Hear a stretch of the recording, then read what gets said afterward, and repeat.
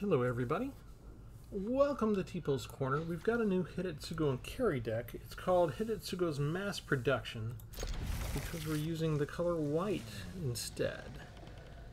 There's a lot of blue and black decks out there with it, and there's a lot that use red because of a certain 10 mana red spell that can turn into a one-turn kill as a combo. But we've done that. Also recently went and did one with black, blue, and green, which are called Thunder's Virtue, and I've seen a lot of YouTube thumbnails that show Hidetsugu, show it with the red spell, show it with Reach of the Multiverse. I've seen a lot of deck lists, and none of them had green cards in them. So I tried it with the green cards, and it turned out really well. It was a fun deck. And so when I find a card I like to go through the color pie and try things that nobody else is trying. So we did green, so now we're moving on to white. Some of the cards that we're using for white, like Imperial Oath, we used to great effect in the Valet series, the Devilish Valet. So if you're new, go ahead and subscribe. We've got a playlist for both Hidetsugu and Kairi, and there's a Devilish Valet playlist. And I think, let's see, 3, 6, 7, 8. I think we play Union of the Third Path first. We'll gain all the life. And then that gives us a nice land card to play.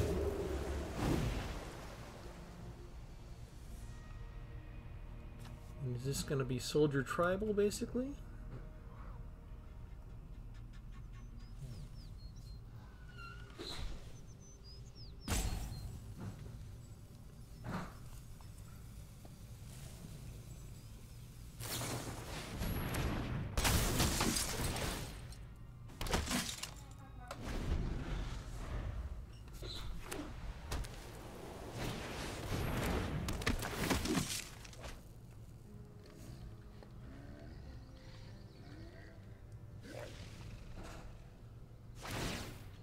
They've already populated a small army to send against us.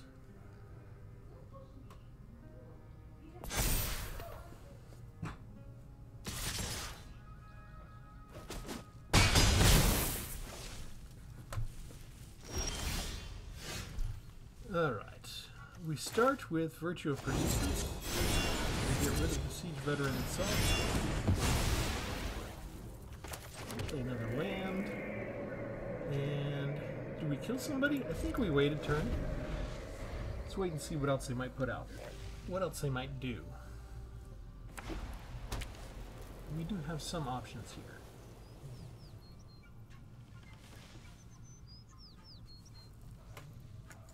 Well, they could just activate the recruitment officer. But I think I like the idea of getting rid of the Ocean Tactician right away. We will wait for them to start the attack. It'll be less than they thought it was going to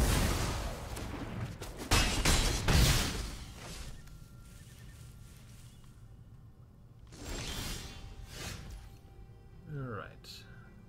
Yeah, we've got enough health.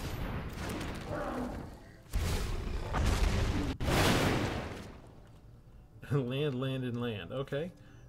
Let's do these two. And keep Imperial Oath on top. We can place down one more land. And now we've either got a good defender or something really nice for a surprise for them if they just try and kill it. The problem with blue and white is blue can bounce and white can exile.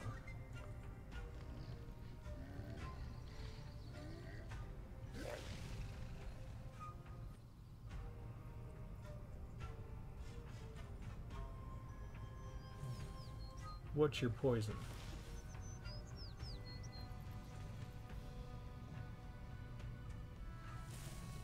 If they bounce it, it's not the worst thing. We get to draw 3 more cards and then put 2 back again.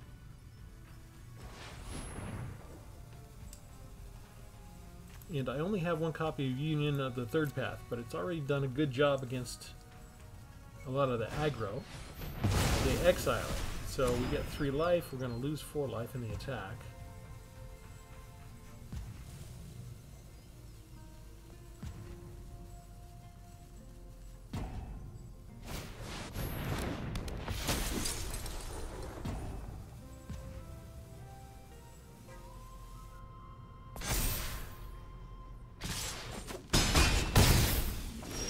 start to get real low on life, aren't we? But let's put out Virtual Persistence. Let's see if they have something to take care of artifact or enchantments, rather.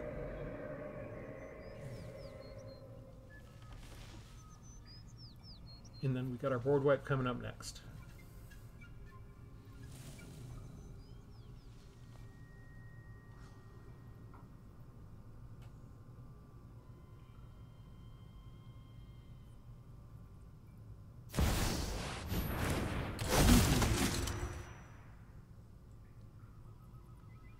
That's a nice, tasty piece of material. It's gonna go to the graveyard in a minute.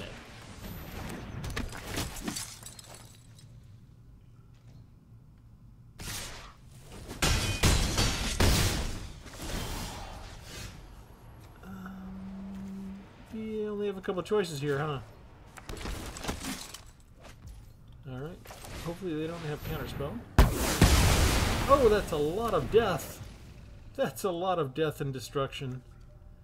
Do I do anything else? No. I'm okay with that. They still have 2 mana, so they could exile this now and scry.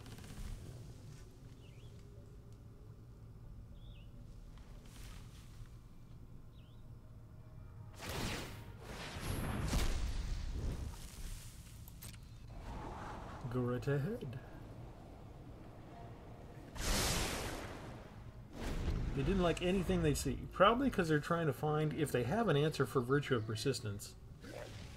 They need to go get that first. Because we're about to start raiding their graveyard and using it all against them. And since they're a soldier deck, they don't have nearly as much stuff to do anything against us.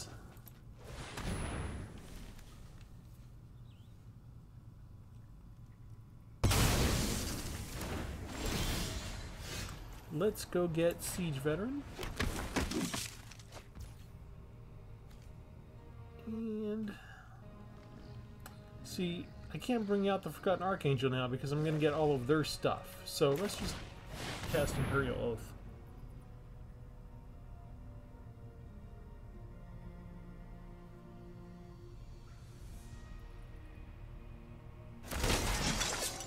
Oh, those are nice cards. 5, 6, 7, 8, 3, 6, 7. Okay, so if I use Otawara as a land, that'll still work. Let's go ahead and put that in one of my tokens. They should want to get rid of the veteran, right? So everything else that I can put stuff up on. They probably have multiple copies of Takeshi's Welcome as well. I think we go after the Flying Quartermaster. Everybody gets a counter. And now, when it enters the battlefield, creatures you control gain flying and +X, where X equals the number of creatures you control. Does that change from 5 to 6 when the cavalry comes onto the battlefield? So this will be an 8-8 or a 9-9. Let's see what happens.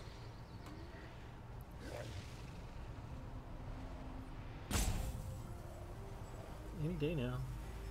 Don't you dare have a counterspell on this. I want to see what happens. And don't scoop either.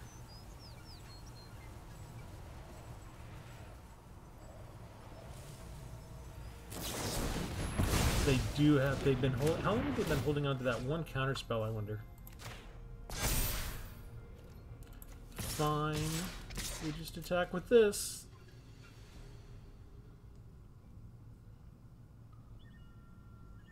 I'm trying to learn something here. If you're not going to let me learn, I'm just going to smash you in the face then.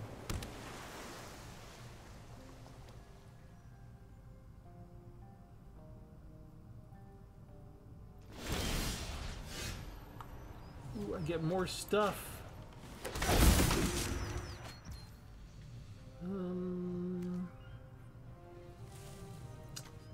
Oh! Invasion of Tavada. Oh!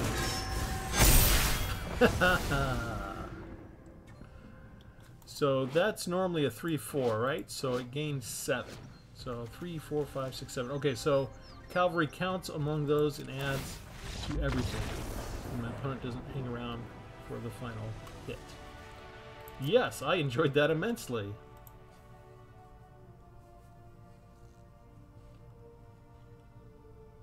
Alright, let's go in and show you the entire deck.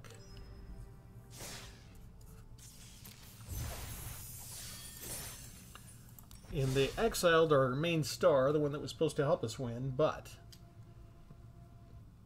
just by getting it onto the battlefield and being able to do the draw 3 and then put 2 back on top of the library in any order you want is such a big advantage. It's such a value that they can exile Hidetsugu, and we've still gotten something really good out of the play. So we start with the 4 copies of Hidetsugu and Kairi, Legendary Ogre Demon Dragon, 5/4 flyer.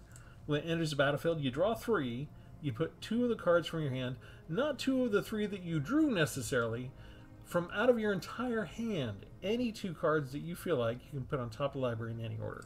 When it dies, you exile the top card of your library that you just put there.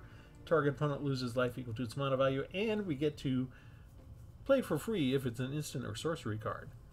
So, to get us there, the lower value cards, we've got a little bit of removal. We've got Cut Down, Force Shieldred's Edict. This isn't abnormal. This is kind of part of the black-blue shell that's normal. But since we went into white, I went and got some white and black spells. Invasion of New Capenna. You can sacrifice an artifact or creature. When you do, you exile target artifact or creature an opponent controls. This is a nice way, I think, I could sacrifice Hidetsugu and Kairi and trigger everything. There are different cards, like I think Reckoner's Bargain doesn't trigger this card, but I think this one does. But we're going to try it if we get around to it. We've got Rite of Oblivion. You can do a similar thing. It's an additional cost to cast a spell. You sacrifice a non-land permanent, and you get to exile a target non-land permanent. My one big source of life gain, probably, Union of the Third Path. 1 Murder and 1 Legion to Ashes. This is good against tokens. 1 Celestis is a mono dork because we do need some help, right? It's a 4.8 mana average. It's kind of an expensive deck, and I still only have 24 lands. So that could come in handy. Part of the normal black-blue shell, Vat Emergence, to, if we lose Hidetsugu and Kairi, we'll just bring it right back onto the battlefield and do it all over again. Cruelty Gix does something similar to Chapter 3, put target creature card from a graveyard onto the battlefield under your control. Plus, if we don't have it and we're ready for it, we can search for it with Chapter 2. Invasion of Tovada. When it enters the battlefield, return target non-battle permanent card from your graveyard to the battlefield. So sort of like Vat Emergence, right? But instead of proliferate, we can actually go attack it and get the Broken Sky out later for an enchantment. 2 copies of Liesa Forgotten Archangel, 4/5 flyer with lifelink. When another non-token creature control dies, return it to its owner's hand at the beginning of the next end step. This gives us a fun little loop if Liesa's out while Hidetsugu and Kairi die. There is a little bit of tension between this card and Virtue of Persistence if I get the enchantment out later, right? Because if I get the enemy's creatures out of the graveyard, if they die while they're under my control, they return to the owner's hand at the beginning of the next end step. So it'll be fun if I want to draw out the battle. But otherwise, it's kind of hard to play the 7-cost enchantment there and the Archangel. But if I'm looking for this combo, that's kind of fun. These cards next, Imperial Oath and Math Production. These are the cards that I used with the Devilish Valet series when I went red and white, and they worked really well. Imperial Oath creates 3 2/2 white samurai creature tokens with vigilance, and you get to scry 3. And then Mass Production, you create 4 colorless soldier artifact creature tokens. That would have come in handy with my rail just a second ago too. We got 1 big board wipe with a Farewell, and 2 Breach the Multiverses, 2 Virtue of Persistence, and 2 more board wipes with Vanquish the Horde. And you just saw me use Moonshaker Cavalry for 8 mana, 6/6 flyer. When it enters, all creatures you control gain flying and +X/+X until end of turn, where X is the number of creatures you control. And we've got one of the new cards for Ixalan for Hidden Courtyard, and 1 Hidden Necropolis as well. 1 Restless Fortress, so we do have a 1-man land in there. And we've got a Plaza of Heroes to maybe protect one of our 6 legendary creatures. 2 fields of rune, like usual. And that's the idea. Let's go on and do another match. We've gotten a couple of new subscribers recently, so welcome aboard. Remember to click like on the video, everyone.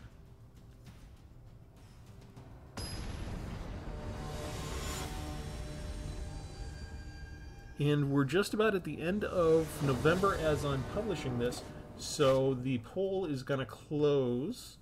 Not that I'll do anything to close it. I mean, you could still go in and answer it later. But the latest one was asking about Wizards' efforts to alchemy, if you had been tempted to go play alchemy more and that kind of thing. And about half the people said, no way, I'm just not going to play any alchemy whatsoever.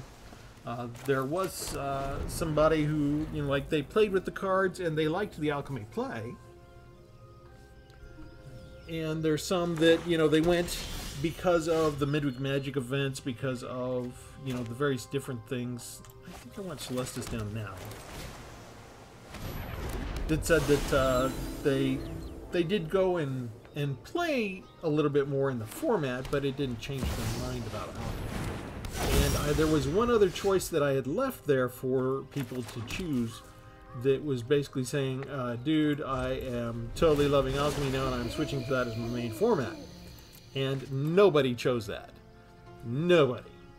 So that kind of matches with what Wizards has acknowledged when they've looked at the state of formats on Arena.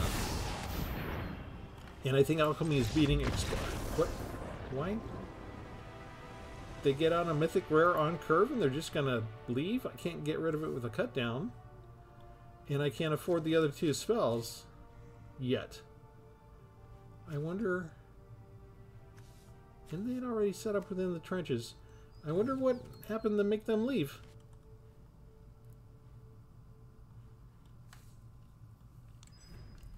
I'm used to people maybe only getting 2 lands or 3 lands and getting mana starved when they leave.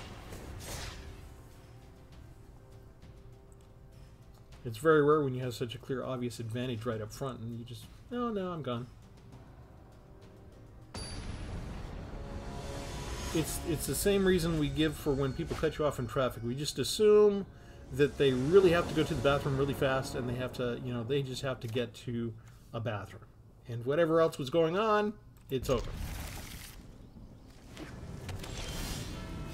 That's how I keep my cool when I get cut off in traffic. I just say, well, you know, obviously they have diarrhea or something. And it's really important that they get to where they're going all of a sudden. If you're ever tempted for road rage, that's what you do. That's a tip from your Uncle Larry.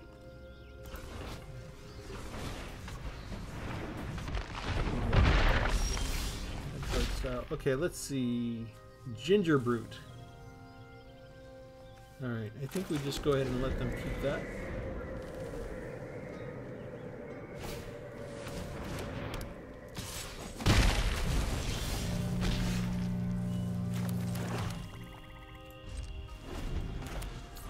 Which one would they give up? I guess we'll just make them choose now. Whichever one they choose.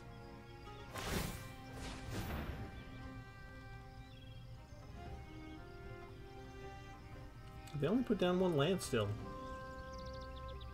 Put it down in a second. Are they going to choose to just operate off of the 1 land?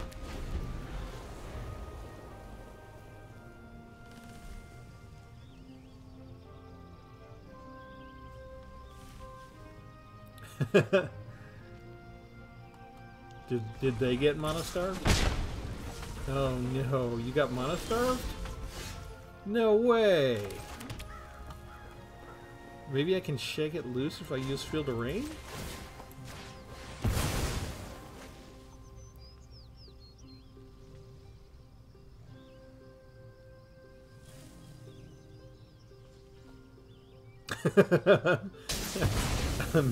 Messy Killer, I'm with you. The idea that, I mean, this is my 5th land, and you're stuck on 1.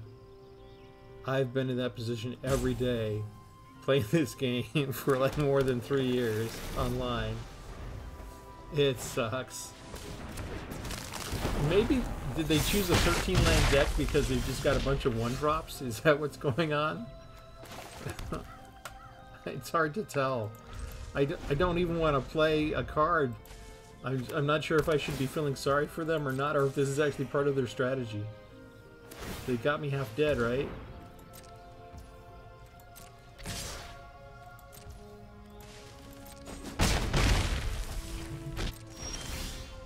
Alright, I guess I should play something. I shouldn't just let them sit there and hit me the whole time.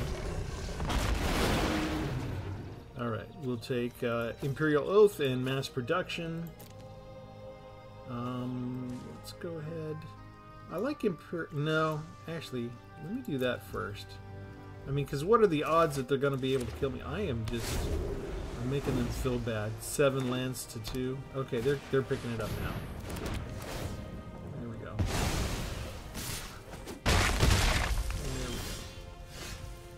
I think...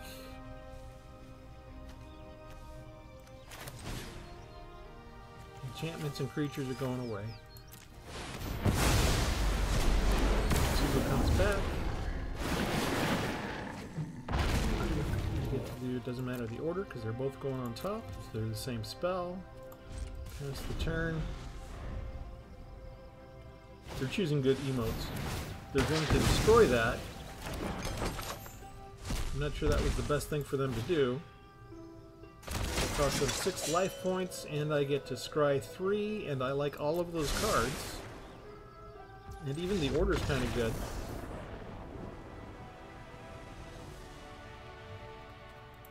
And they got me down to 7. Granted, I kind of passed an extra turn just to sort of give them a chance and see if they would get more land. But they did have a bunch of cheap spells, right? Ginger Brutes and Kamis. Spider Food was the most expensive one so far.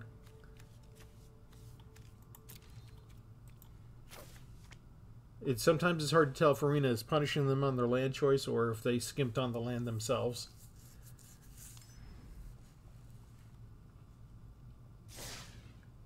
Usually I'm on the other end of that. Usually Arena is punishing me for all my wins, but we've won enough now, right? So Arena could turn on me any second. It'll be my turn to be the land-starved poor sap.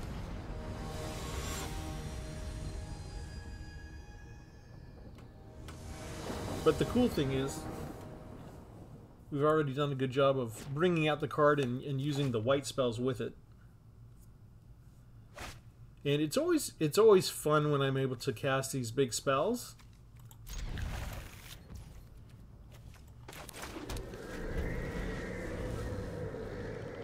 And it's always fun to go experiment in the different colors because, like I said, I've seen people advertising on YouTube, you know, thumbnails of Hidetsugu and Kairi all the time.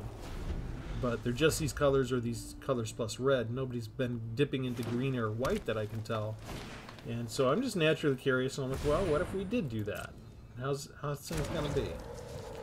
And that gets rid of things from the graveyard. I like my graveyard, so go away.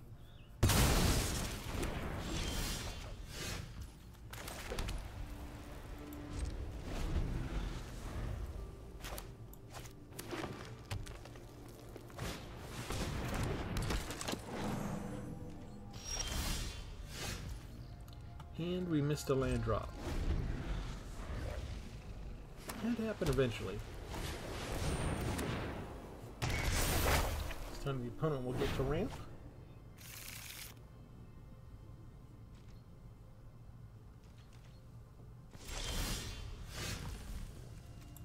And we're just going to sit here like sad sacks ourselves this time.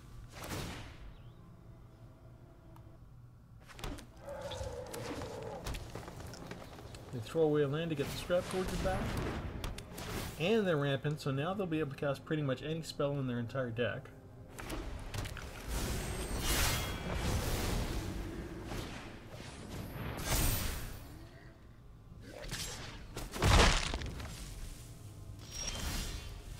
I got a land! Woohoo! Still can't really cast a spell.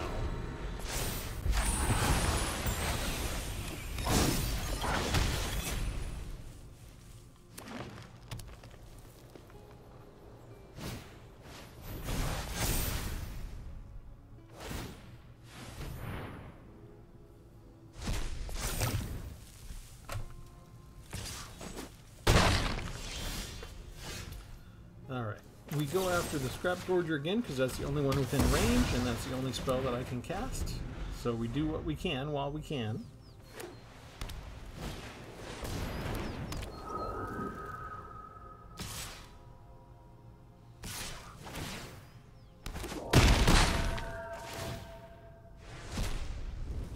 And now they have their army.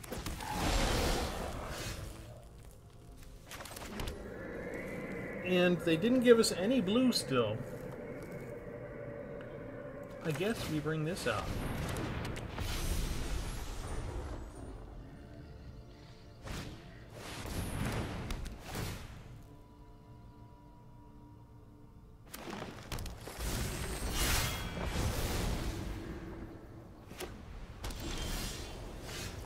That one card is enough to forestall them. Now we got some chump blockers.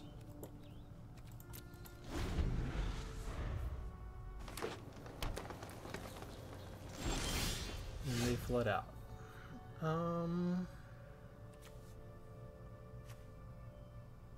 Yeah, why not?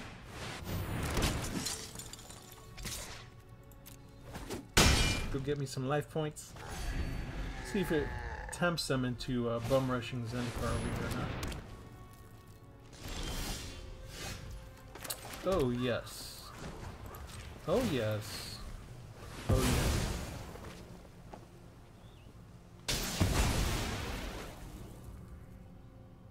I get my blue land.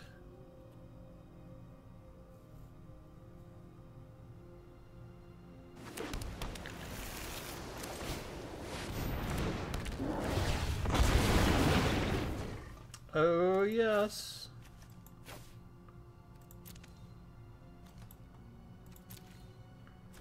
You make sure Sigarda's Splendor does not help them. They've got to be under 17 life. And they've always got to be lower or they get the card draw. Do you exile Hidetsugu or Liesa? They exile Liesa. Oh, I'm not sure if you should have done that. I'm not sure if you should have done that. Okay, exile target artifact or creature. That's an enchantment. Okay, so we'll do this. Additional cost. We're going to target this. We're going to sacrifice this. Boom. Get to cast it for free. Get to scry 3 for free. Oh, look at that. 3, 4, 5, 6, 7, 8. We're taking that.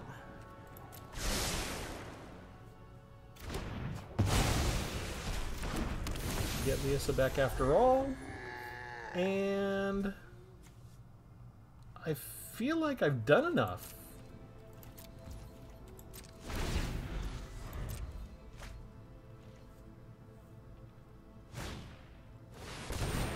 Wedding announcement gives them 1 life.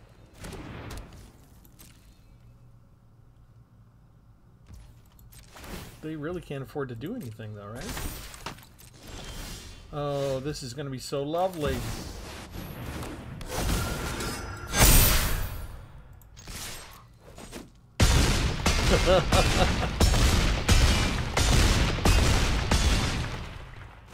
Ouch.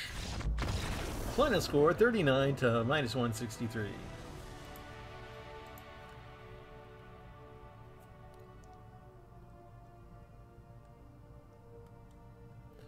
I think Arena is being nice to me because it crashed yesterday when I got my 14th win.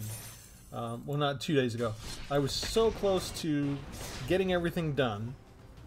I was playing with jank decks and losing like 5 in a row, and then I looked at the clock and I'm like, okay, I need to go win.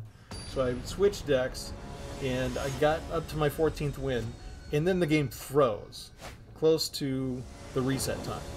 And so I rebooted it, and it still didn't do anything. So I went to my phone and said, okay, let me get the last game in on mobile. And oh, I had to download an update. So I have to download the update, try and launch it. It's got, oh, download a few megabytes. Okay, I'll let it download a few megabytes. Okay, it does that. Then it's like, oh, now there's like 679 megabytes you also have to download. I'm like, oh, okay. We'll do it, but I missed the reset. So I'm not sure. There's a very conspiracy-minded theory I have that Magic chooses very opportune moments to malfunction right when I get my 14th win for the evening. This is an excellent card.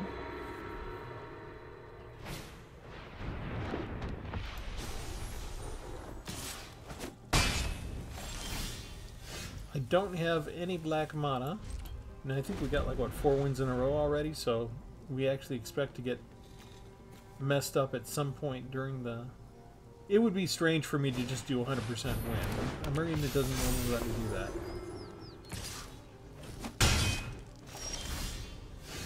Yeah, so... Not a single spell that we're allowed to give. I guess I'll just throw this away.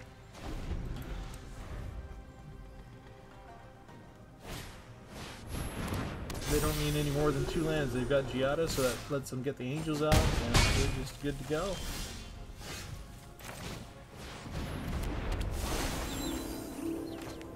I can get rid of Giada at least. And then I'm already dead.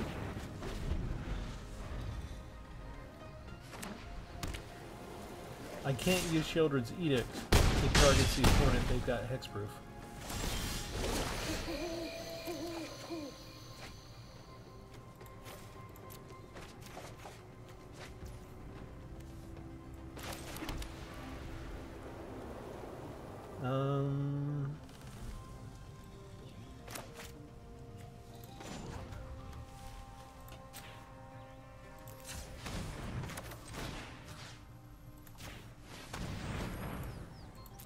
Ta-da! That's all I can do. And yeah, mostly black land in the deck, and you just give me all the black spells. I've learned much during my travels. Let me show you. And they had me nearly dead with just 2 lands in Giada, so...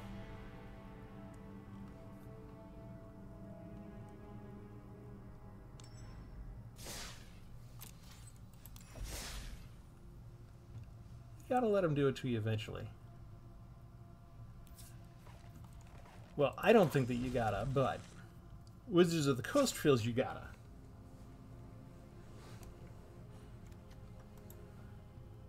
Alright, that's the deck. I think we brought this out enough times. I think we were able to cast certain spells for free enough times. We call it Hidetsugu's Mass Production, so we were able to cast Mass Production. The cool thing is, they're not too expensive, so if you're getting close to casting Hidetsugu and Kairi, there's really a lot of cool extra value to do 6 points of damage and cast it for free. That's nothing to sneeze at, but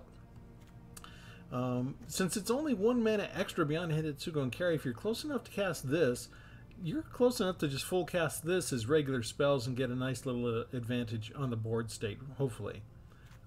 Depending on what you're going up against, maybe 4 1/1s just isn't going to do much. Maybe it's the life and death difference between, you know, making a couple chump blocks to give you enough time to get something else out. And Moonshaker Cavalry came up a couple of times already. Oh, that's a fun card, isn't it? I only have the 1 copy so far, but yeah, aces. Alright, I'll leave it there. Remember to like and subscribe. Leave me a comment. What do you think about adding in the color white with Hidetsugu and Kairi? And remember, go ahead and share or play with your friends, whether it's the Devilish Valet series, whether it's a Hidetsugu and Kairi playlist. You know, go ahead and spread the love and spread the news about the channel. And with that, we'll catch you next time. Thanks for tuning in, everybody. Have a good one.